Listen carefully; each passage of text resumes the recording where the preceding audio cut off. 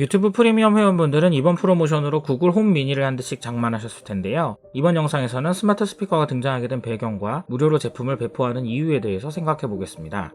먼저 배경에 대해서 알아보죠. 사물들이 데이터를 주고받아 얻어낸 정보를 사용자에게 제공하거나 사용자가 원격으로 조종할 수 있는 인공지능 기술을 사물 인터넷이라고 합니다.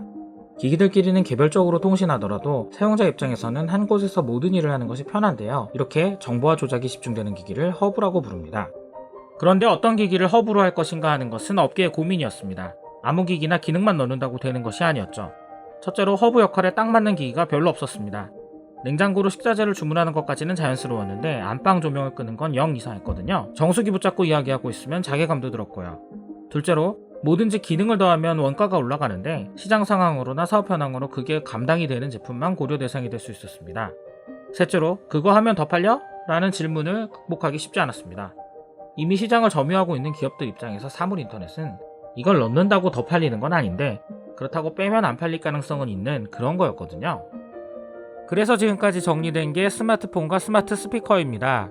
사용 범위가 실외로 확장되면 스마트폰, 실내로 고정되면 스마트 스피커로 정형화가 되어가고 있죠. 스마트폰에 이야기하는 것은 원래 사람들이 하던 행동이니 자연스럽게 받아들여졌고요. 앱만 추가하면 되니 기능 추가에도 문제가 없었습니다. 그리고 원래 잘 팔리는 제품이었죠. 그런데 스마트 스피커는 약간 달랐습니다.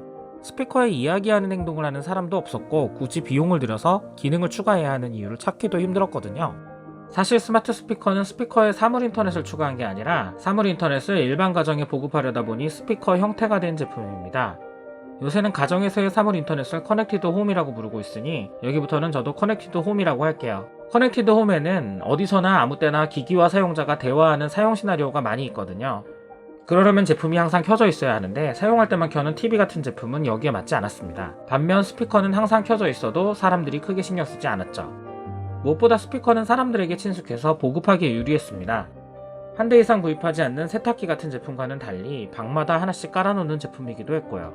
스마트 스피커가 대세가 된 이후에 기업들은 두 가지 사항을 고민해야 했습니다. 하나는 이걸 어떻게 일상적으로 쓰게 할까 하는 것이고 다른 하나는 어떻게 만들어야 보급이 잘 될까 하는 것이었죠. 원래 없던 제품을 일상적으로 사용하게 하는 것은 대단히 어려운 일입니다.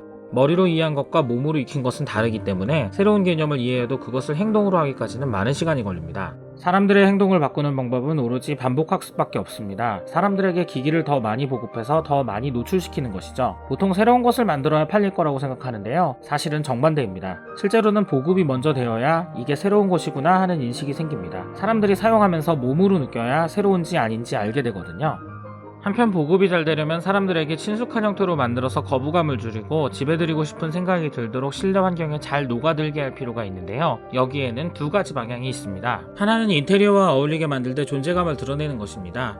모든 정보와 조작이 집중되는 허브로서의 측면을 강조하는 것이죠. 이런 제품들은 음질같이 성능적인 측면을 많이 부각합니다. 구글홈 맥스나 구글홈 허브가 여기에 해당하겠네요.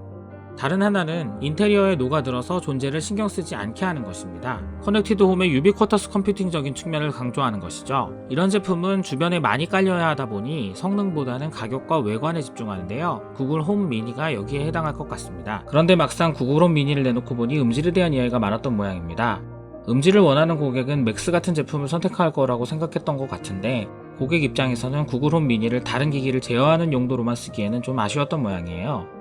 그래서 작년 10월에 구글홈 미니와 거의 같은 외관의 음질과 성능을 개선한 2세대 제품인 네스트 미니가 나왔고 현재는 이 제품을 적극적으로 홍보하고 있습니다. 이제 제가 하고 싶은 이야기를 눈치채셨나요? 제가 내린 결론은 이렇습니다.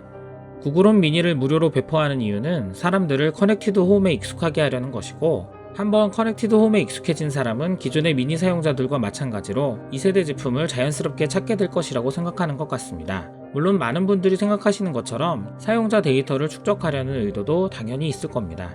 오늘은 스마트 스피커가 등장하게 된 배경과 무료로 제품을 배포하는 이유에 대해서 생각해 보았는데요. 여러분의 생각은 어떠신가요? 의견 있으신 분은 댓글 남겨주세요. 감사합니다. 이거 리뷰는 다음 영상에서 할 겁니다.